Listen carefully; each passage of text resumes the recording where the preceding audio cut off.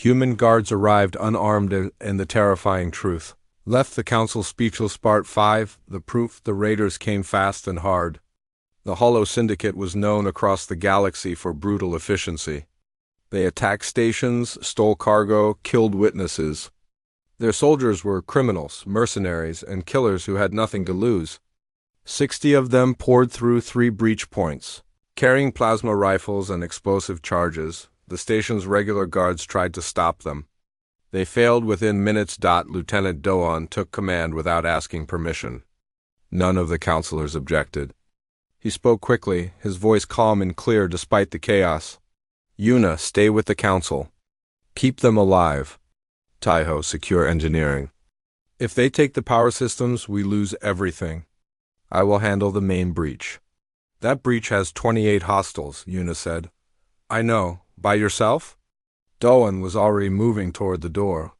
I work better alone in tight spaces. Keep the council safe, Sergeant. That is in order. The door opened and he disappeared into the red-lit corridor. Ambassador Sella watched him go. Then she looked at Yuna. Is he insane?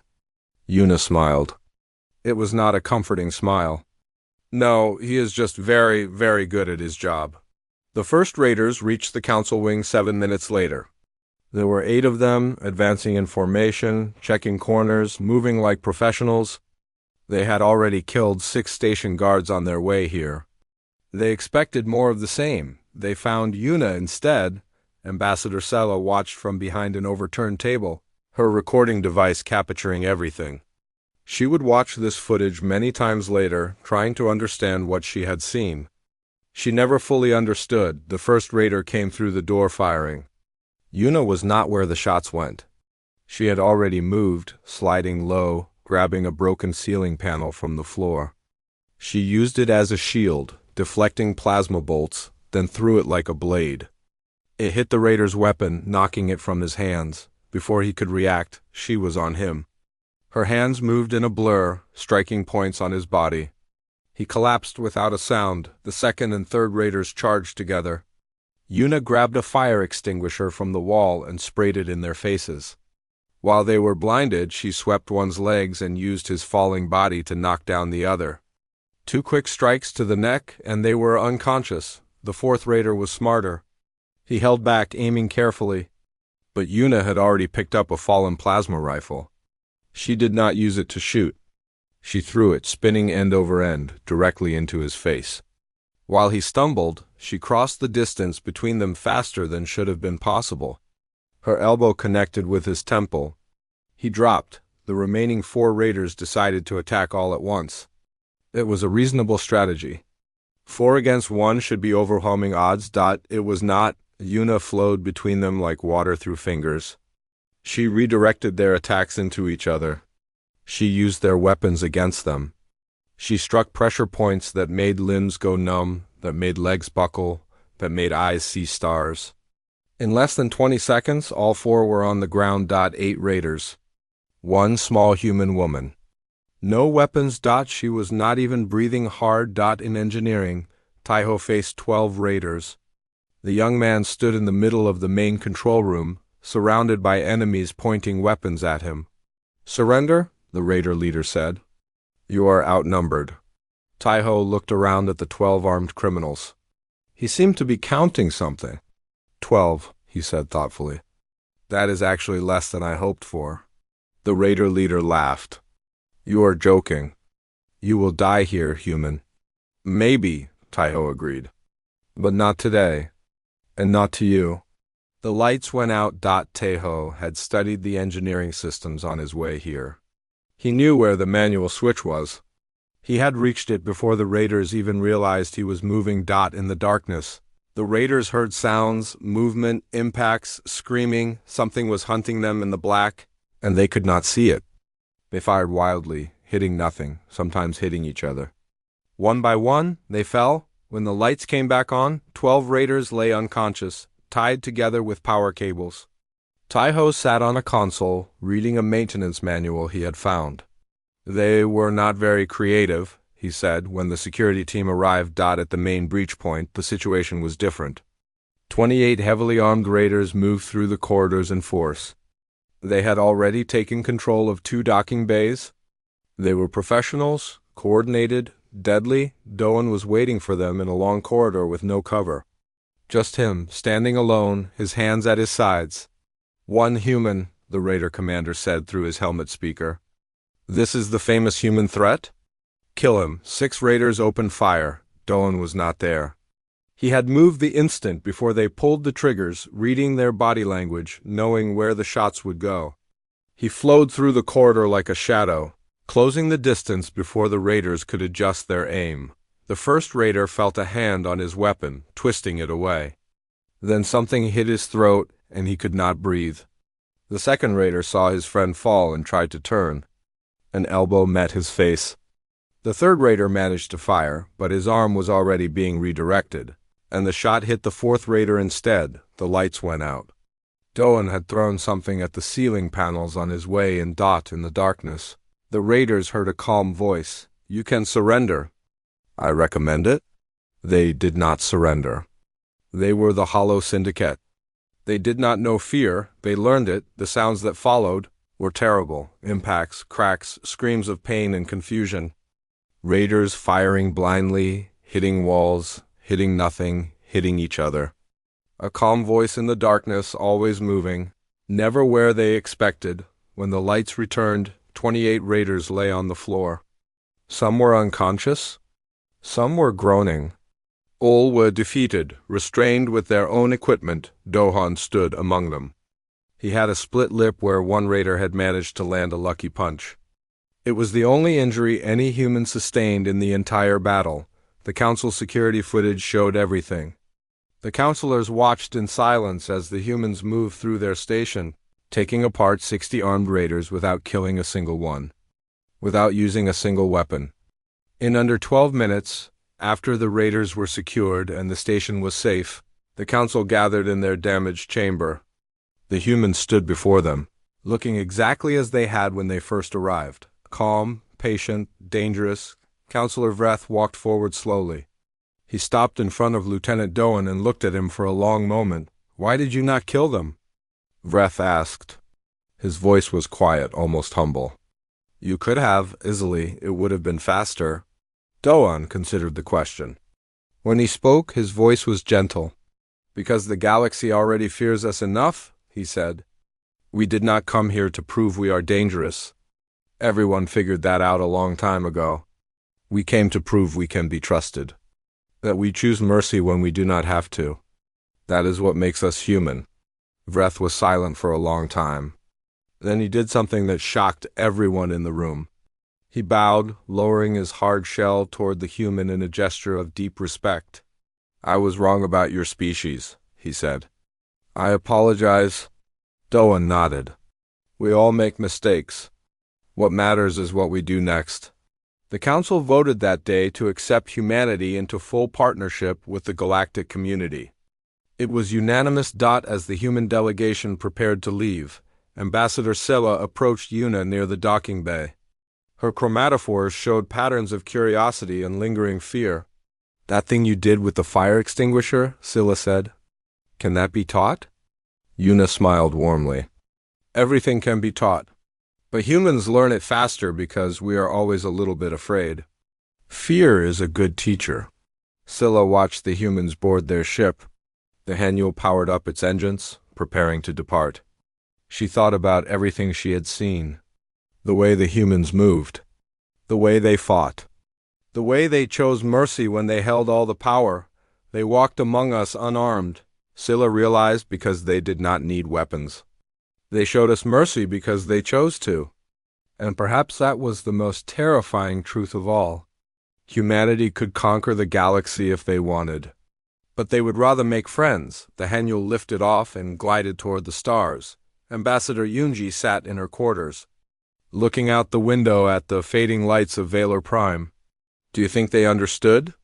she asked. Lieutenant Dohan stood nearby, his split lip already starting to heal. "They understood enough. The rest will come with time. And if it doesn't?" Dohan smiled that small, unsettling smile. "And then we keep trying. That is what humans do. We never stop. Outside, the stars burned cold and eternal. But somehow, after today, they seemed a little less dark, a little more welcoming, a little more like home. The humans had arrived unarmed. They had left behind something far more powerful than weapons. They had left behind hope. Human guards arrived unarmed, and the terrifying truth left the council speechless. Part 4. The terrifying truth. The private council chamber was deep inside Valor Prime. The walls were thick. The doors were sealed, and officially, no recording devices were allowed. 12 counselors sat around a curved table, their guards standing behind them. But after what had happened in the training bay, those guards seemed less like protection and more like nervous spectators. Ambassador Scylla's hidden recorder was still running. Some things were too important not to document. Lieutenant Doan stood alone in the center of the room. Ambassador Yunji sat at the human delegation's table, calm and patient. Yuna and Taeho waited near the door, watching the crowd with those unsettling eyes that seemed to see everything. "Speak," Counselor Vreth commanded. His voice was hard, but his hands were trembling slightly. "Explain what we saw today." Doan nodded. He took a slow breath and began. "Every species in this room evolved on gentle worlds," he said. "Your planets had stable climates, predictable seasons, reasonable predators. When danger came, it came slowly, and you had time to adapt. Your bodies became specialized, efficient, powerful in specific ways." He paused, looking around the room at the different species. The armored Keth, the aquatic Marin, the massive Torvax, each perfectly suited to their homeworld. "Humans did not have that luxury," Dohan continued. "Our planet is different. We call it Earth, but we should call it something else. We should call it what it really is." He met Vreth's eyes directly, a death world. The room was silent. Ambassador Scylla's chromatophores flickered with confusion. "I do not understand this term," she said. "Let me explain." Doan began to walk slowly around the room as he spoke. Earth has ice ages that cover half the planet in frozen death. It has supervolcanoes that block out the sun for years, earthquakes that destroy cities, hurricanes that flatten everything in their path. Every few million years, something causes a mass extinction that kills most life on the planet. The counselor shifted uncomfortably. 70% of our planet is water," Dohan said. "But we cannot breathe it. If we fall in, we drown." "The water is also filled with predators that can smell a single drop of blood from kilometers away. The air carries invisible diseases that can kill millions in weeks. The animals on our world evolved to hunt us, and we evolved to hunt everything." He stopped walking and faced the council directly. "We are not strong because our bodies are powerful. We are strong because we learned to never stop. Our ancient ancestors chased prey across open plains for days without rest. Not because we were fast. We were not fast. Not because we were strong. We were not strong. We simply did not quit. We kept following, walking, running, until the prey was too tired to fight back." "Persistence hunting," Ambassador Scylla said quietly. She had read about this in human databases, but she had not understood what it meant until now. "Yes," Doan said. "We are persistence predators, but that is only part of our nature." He tapped the side of his head. "This is the truly dangerous part. Our brains. What about your brains?" Vreth asked. "We are pattern recognition machines," Doan said. "Every second, without knowing it, we are analyzing everything around us.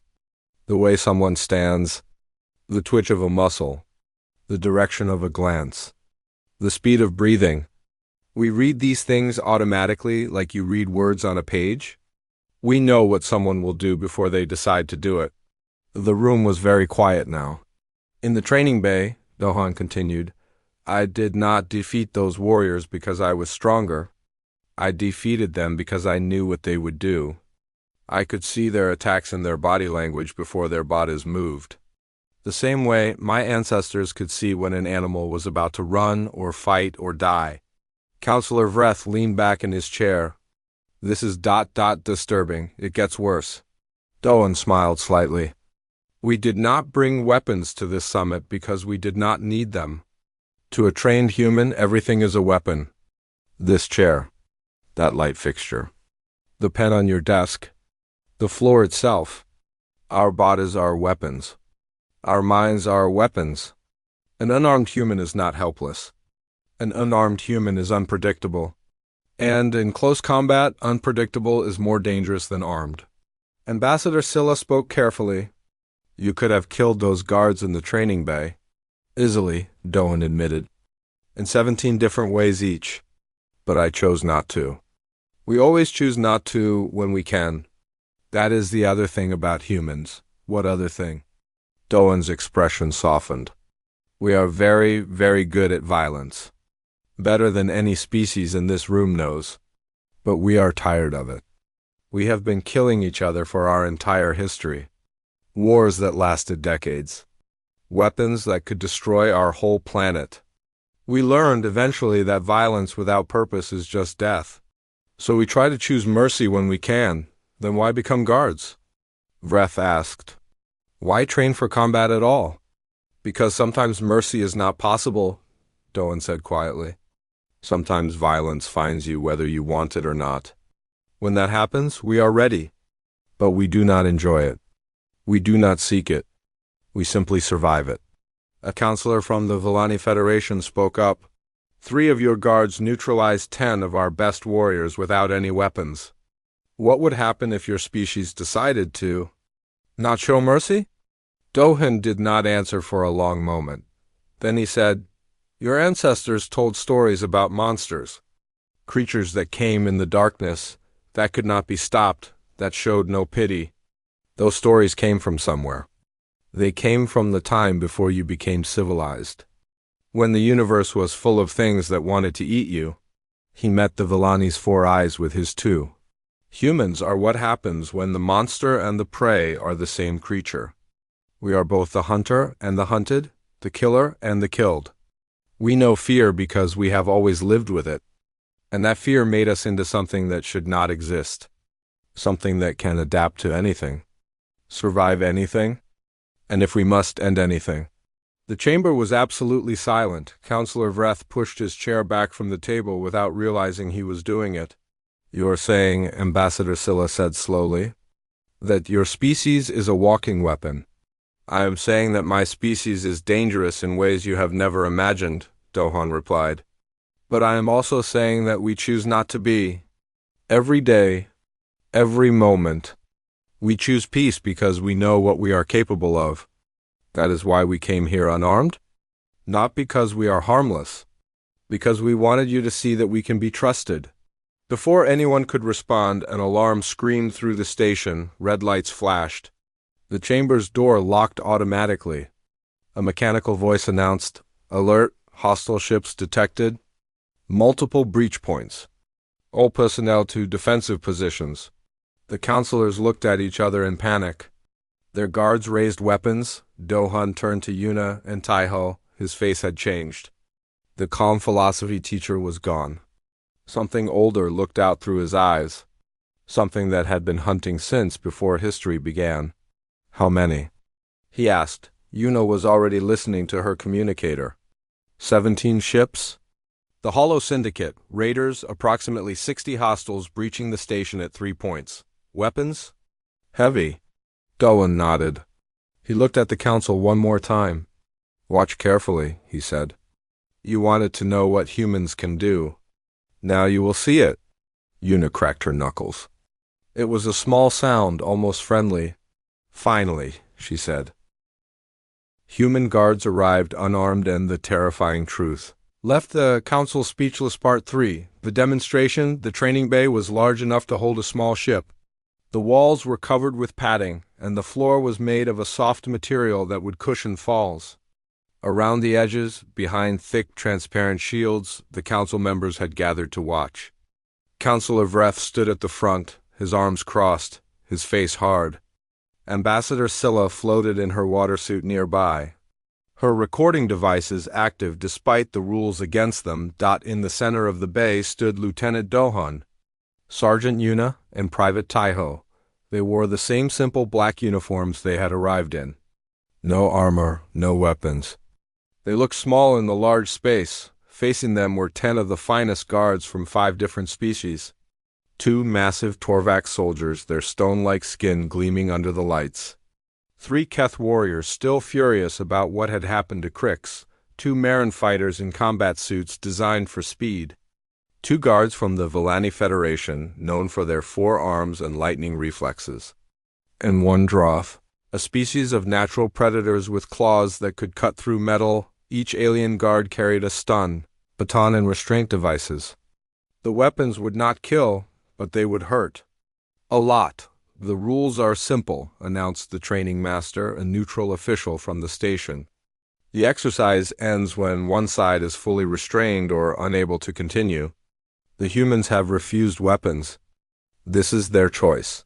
Their funeral, muttered one of the Keth warriors. Taiho yawned. It was not meant as an insult. He was simply tired. But the aliens saw it as mockery, and their anger grew hotter. Begin, the training master said. The 10 alien guards moved immediately. They had trained together for this?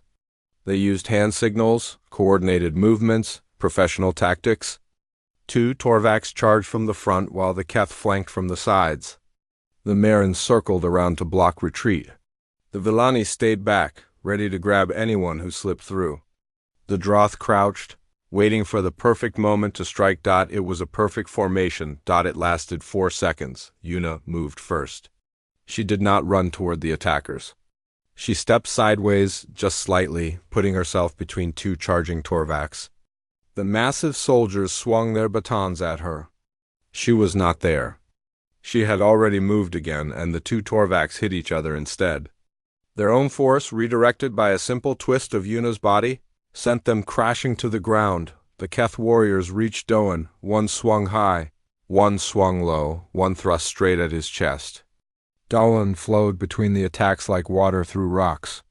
His hands touched the warriors gently, pressing points on their bodies that made their muscles freeze. In 3 heartbeats, all 3 Keth were on the floor, unable to move but completely conscious. They could feel everything. They just could not respond. Taiho walked toward the Marin guards almost casually. They were fast, trained for underwater combat where speed meant survival. But Taiho was already inside their reach before they realized he had moved. He grabbed one guard's wrist and twisted. The guard made a sound that was probably screaming in their language. The other guard tried to help, but Taiho used the first guard as a shield, tangling them together, and pushed them both to the ground with minimal effort. The Villani were good. 4 arms meant 4 weapons, 4 chances to hit.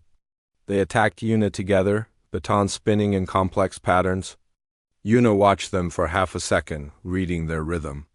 Then she stepped into the pattern between the swinging batons and struck 2 pressure points on each guard. The Villani's 4 arms went limp at their sides. Their eyes showed shock and horror as they collapsed. The Droth was the most dangerous. Natural predator, claws extended, moving with savage grace. It leaped at Doan, certain of the kill. Dohan caught 1 claw in each hand. The Droth's eyes went wide. No species could match their strength in close combat. No species had ever stopped their charge. Dohan smiled gently. Your left shoulder is weak, he said quietly. Old injury. You favor your right side? Also, you telegraph your jumps by flexing your back legs. Then he twisted, using the Droth's own momentum, and threw the predator across the training bay. The Droth hit the padded wall and slid to the floor, unconscious. 43 seconds. The training bay was silent. 10 of the galaxy's finest warriors lay on the ground. Some were unconscious. Some were paralyzed by pressure point strikes. Some were tangled in their own restraint devices, which the humans had somehow used against them. The 3 humans stood in the center of the bay. Doan was not breathing hard. Yuna was straightening her uniform. Taiho was checking something under his fingernail, behind the shields. The council members stared in absolute silence. Ambassador Scylla found her voice first. How? Her chromatophores were pale with shock. Your species is so fragile. You die from temperature changes, from minor falls, from diseases, from time itself. How can you do this? Doan looked at her. For a long moment he said nothing.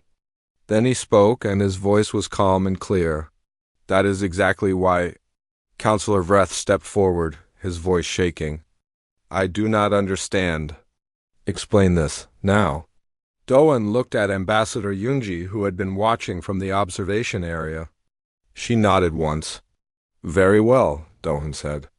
But we should do this in private. What I'm about to tell you is the truth about humanity.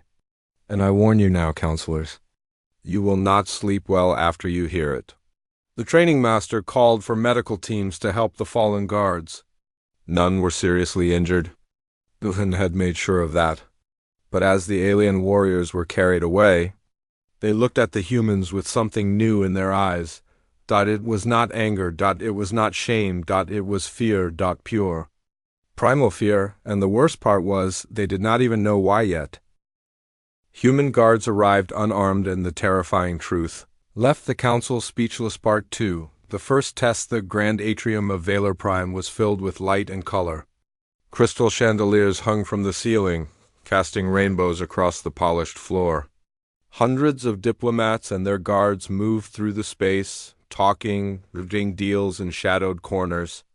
It was the opening reception, and everyone who mattered was here. Ambassador Yunji stood near a fountain, speaking with representatives from the Marin Collective.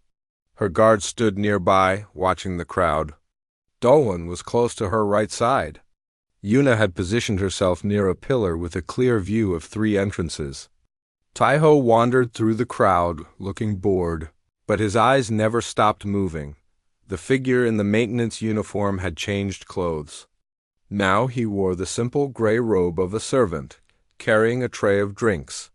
His name was Crix, and he was one of the finest killers the Keth Dominion had ever produced. He had murdered 37 targets across 12 star systems.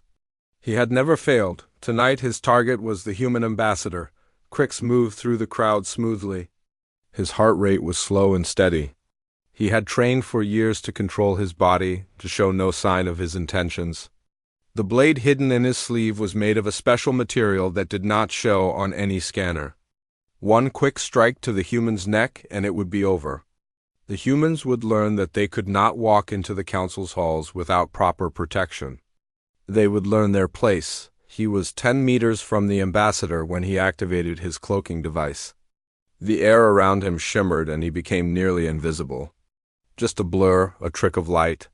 He had used this device many times. No guard had ever spotted him. Yuna spotted him. She did not react immediately. She simply shifted her weight, changing her position by a small amount. Her eyes tracked the shimmer as it moved closer to the ambassador. She spoke quietly into a small communicator. Contact. Moving toward the principal, cloaked, 8 meters and closing. Dawn's voice came back, calm as still water. I see it, Taiho. Ready? Taiho replied from somewhere in the crowd. The shimmer was 5 meters away now. Crix could see his target clearly. The human woman was laughing at something the Marin ambassador had said. She had no idea death was walking toward her. 4 meters. 3. Ambassador. Yunji suddenly turned and walked toward the drink table, pulled by some invisible force. Yuna had touched her elbow, guiding her with gentle pressure, making it look natural. Crix adjusted his path. 2 meters now. He could almost reach out and touch her. A serving drone crashed into him. Taiho had bumped the drone with his hip as he walked past, sending it spinning across the floor directly into Crix's path. The collision was light, but it broke Crix's concentration. His cloak flickered. And then Doan was behind him. Crix had not seen him move. One moment, the human guard was near the fountain, 3 meters away. The next moment, he was so close that Crix could feel his breath on his neck. Hello, Doan said quietly. Crix spun, bringing his blade up in a killing strike. He was fast. He was one of the fastest killers in the galaxy. Doan was faster. The human caught Crix's wrist, twisted it at an angle that should not have been possible, and pushed down. There was a soft pop as Crix's shoulder left its socket. The blade fell to the floor. Crix tried to scream, but Doan's other hand was already pressing a point on his neck that turned the scream into a whisper. 3 seconds. That was all it took. The armed guards from other species finally noticed something was wrong. They turned, weapons rising, shouting warnings. But the fight was already over. Doan held Crix gently, almost kindly, as if helping a friend who had fallen. He leaned close to the assassin's ear and whispered something. Crix's face, already pale from pain, turned white as snow. "What did you say to him?" Yuna asked later. "I told him I had been counting his heartbeats from across the room," Doan said. "I knew what he was going to do before he decided to do it." The atrium was in chaos now. Guards surrounded the fallen assassin. Counselor Vreth pushed through the crowd, his eyes wide with fury and something else. Something that might have been fear. "What happened?" He demanded. "What trick is this?" "No trick," Doan said calmly. "Just training." "That is impossible. Our cloaking technology is perfect. No species can detect it." Doan looked at him. "Your cloaking technology bends light. It does not bend air. It does not silence footsteps. It does not hide the smell of weapon oil or the sound of breathing. Your assassin was invisible to eyes. He was not invisible to everything else." Ambassador Scylla pushed forward, her chromatophores flashing with complex patterns. "How did you know where to be?" "The station security footage shows you moved before the assassin's muscles tensed. You knew what he would do before his own body knew." Doan smiled that small, unsettling smile. "Humans have been hunting for 200,000 years, Ambassador. We learn to read our prey. Every creature gives signs before it acts. We see them without thinking. That is not possible for a species so young." "Young?" Doan shook his head. "Counselor, we are not young. We just joined your council recently. But we have been fighting, hunting, and surviving since before your species learned to make fire. Our planet tried to kill us every day. We learned fast or we died." The crowd was silent now. Every alien in the atrium was staring at the humans with new eyes. Counselor Vreth stepped back without meaning to. He had sent Crix. He had wanted to teach the humans a lesson. Instead, he had learned one. "We demand an explanation," another counselor said. "A full demonstration of your capabilities." Doan looked at Ambassador Yunji. She nodded. "Very well," Doan said. "Tomorrow, we will show you what humans can do. I hope you are ready." That night, Crix was found in his cell. He had not been physically harmed beyond his dislocated shoulder. But he sat in the corner, refusing to speak, his eyes staring at nothing. When asked what the human had whispered to him, he only shook his head and trembled. Some secrets, it seemed, were too frightening to share.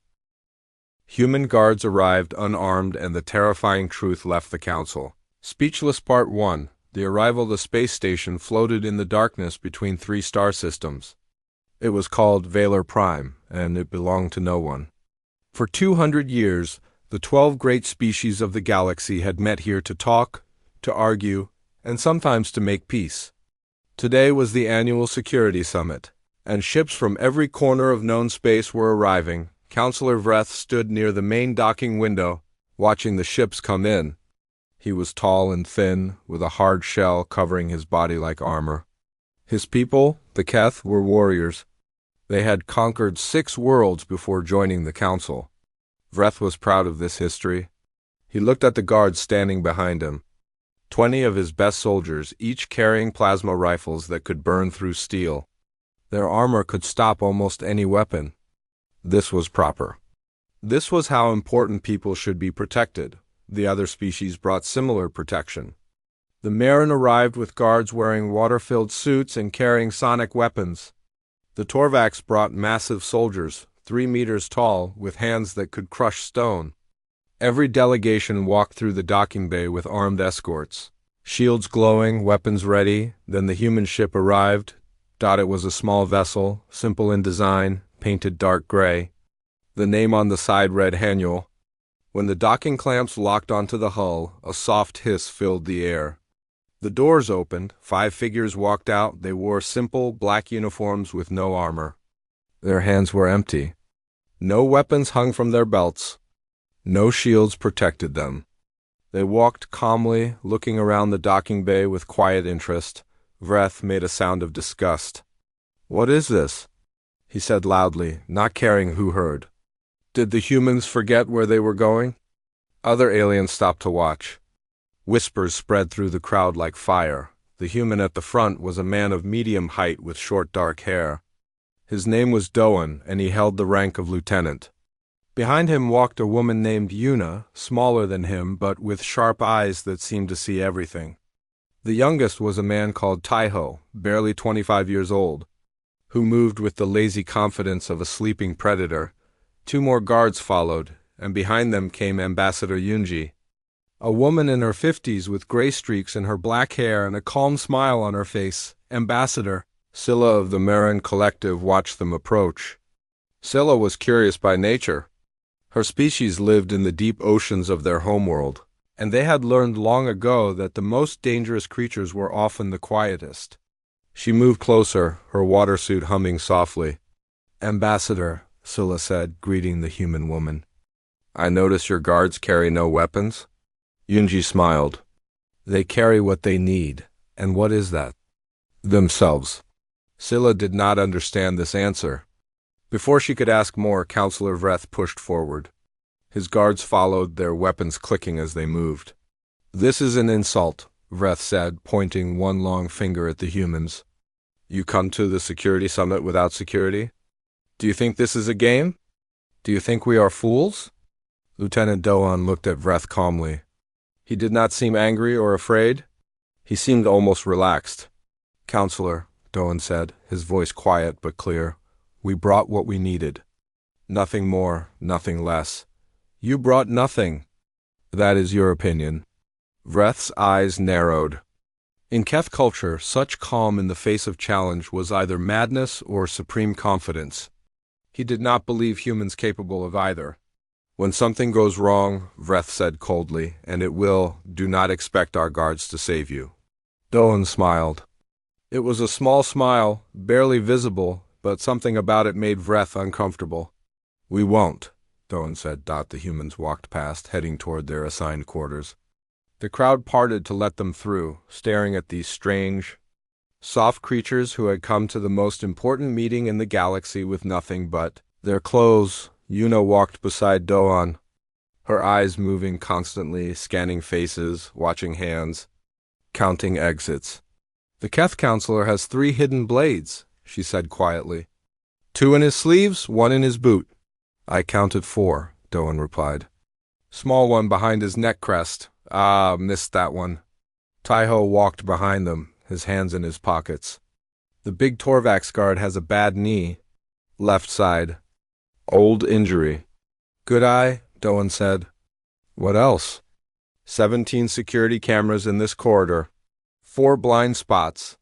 The Marin ambassador is recording us with a device in her water suit." And someone in the crowd had elevated heartbeat and dilated pupils. 4th row, near the support pillar. Wearing a maintenance uniform that doesn't fit right. Yuna glanced at Doan. "Assassin?" "Probably. We'll keep watch."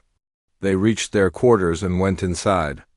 The rooms were simple but comfortable. Ambassador Yunji sat down with a tired sigh. "The council is not happy with our choice," she said. "The council doesn't understand," Doan replied. "Not yet? And when they do?" Doan walked to the window and looked out at the stars. Somewhere in this station, someone was planning violence. He could feel it the way some people felt changes in weather. It was coming. "When they understand," he said quietly, "they will be afraid. But fear is not our goal. Trust is.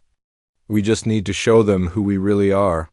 Outside their window, the false stars of the space station glowed. The summit would begin in 12 hours. And somewhere in the shadows of Valor Prime, a figure in a maintenance uniform checked his hidden blade and waited for his moment. The humans had arrived unarmed. They had no idea how dangerous that made them.